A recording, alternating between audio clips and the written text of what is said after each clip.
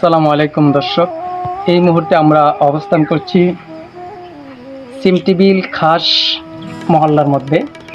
এই যে আপনারা দেখতে পাচ্ছেন আমার সামনে একটি কূপ দেখা যাচ্ছে, অনেক গভীর। সেই কূপটি আজ থেকে প্রায় 150 বছর আগে এই কূপটা এখানে নির্মাণ করা হয়েছে। তো এখানে যত এলাকাবাসী আছে, এই যে দেখতে পাচ্ছেন এখানে কিছু জনবসতি এলাকা আছে, মুসলিম পাড়া যে এলাকাটার নাম টিমটিবিল মুসলিম এলাকার মানুষেরা সবাই মিলে এই কূপের পানি ব্যবহার করত। আজকে প্রায় 150 বছর পরে আমরা এখানে আসলাম, আইসা দেখতে পাইলাম সে ঐতিহ্যবাহী টিমটিবিলের সেই কূপটি এখনো আছে। তো অনেকটাই পুরনো হয়ে যাচ্ছে, কারণ এখানের এলাকার মানুষগুলা স্ব টিউবওয়েলের ব্যবস্থা করেছে। তারা স্ব পরিবারে পানির ব্যবস্থা থাকার কারণে এই কূপটা তেমন ব্যবহার হচ্ছে না।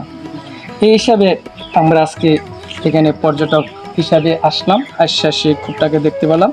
তো এরকম একটা কূপ থাকাটা এটা আসলে একটা রোমাঞ্চকর একটা বিষয়।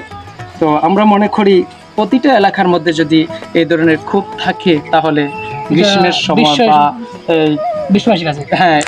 আগামী প্রজন্মের কাছে আমরা এই বিষয়টা তুলে ধরতে পারি। আর এই এলাকার মানুষগুলা এই কূপটার মাধ্যমে তারা অনেকেই উপকৃত হতে পারে। এই আশা ব্যক্ত রেখে আমি আমার আজকের কথা সমাপ্ত ঘোষণা করছি।